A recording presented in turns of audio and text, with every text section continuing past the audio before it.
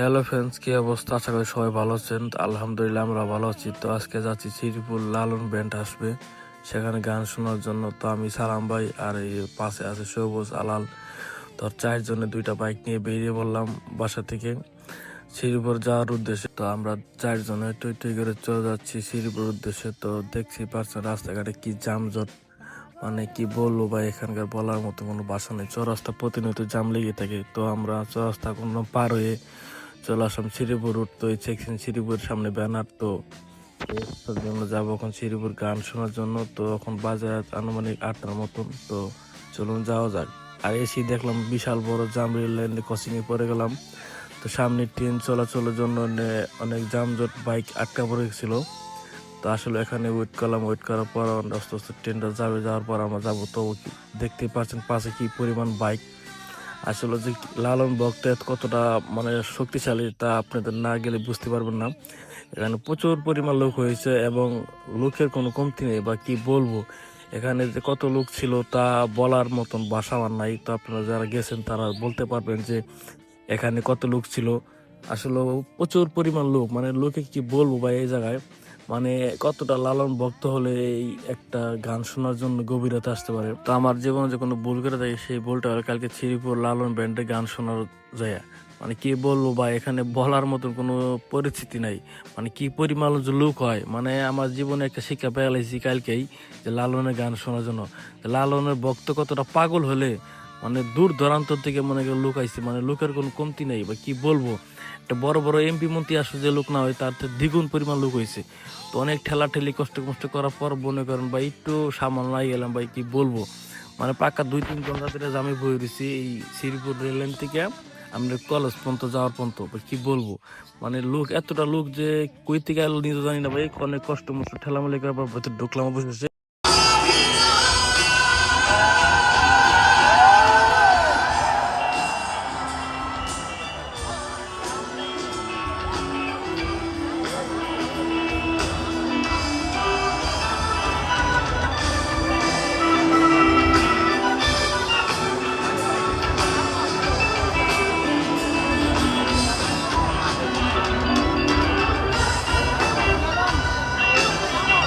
মানে কালকে শ্রীপুর কলেজ মাঠটা মানে কানায় কানায় দর্শকে ভরা ছিল, 1 ইঞ্চি পরিমাণ খালি ছিল না। ছাদে গাছে যে যেখানে পারছে সে যেখানে দাঁড়াইছে। মানে আমি অনেক কষ্ট মষ্ট করে ভিতর ঢোকার পর শ্বাসমতো পাশে খারাইছি, সামনে যাওয়ার কোনো পরিবেশ নাই।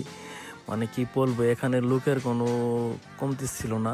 মানে হাজার হাজার লাখ লাখ লোক এখানে লালনের গান শোনার জন্য হয়েছে। এইসবে আমরা গেলাম। তো যাওয়ার পরে একদম পিছনে খাওয়ালাম। আসলে সামনে যাওয়ার মতো কোনো পরিবেশ নাই এখানে।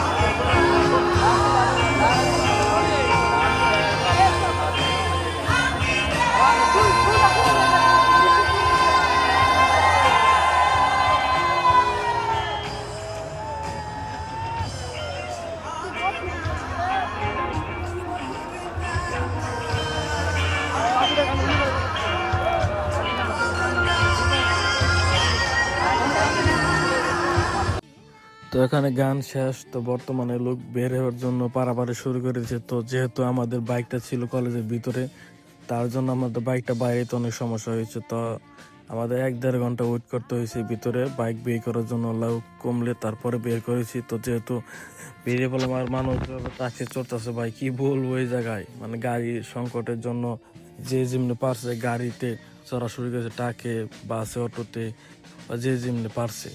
মানে কথা একটা, গান শুনে বাসায় আসতে হবে, এর জন্য মানুষ অনেক কষ্ট করে বাসায় ফিরতেছে। তো এই দেখছেন 2জন ভাই অটোর পাশে চলে আসতেছে, মানে কতটা রিস্ক নিয়ে সে বাসায় গেতেছে, তারপরও বাসায় যেতে হবে।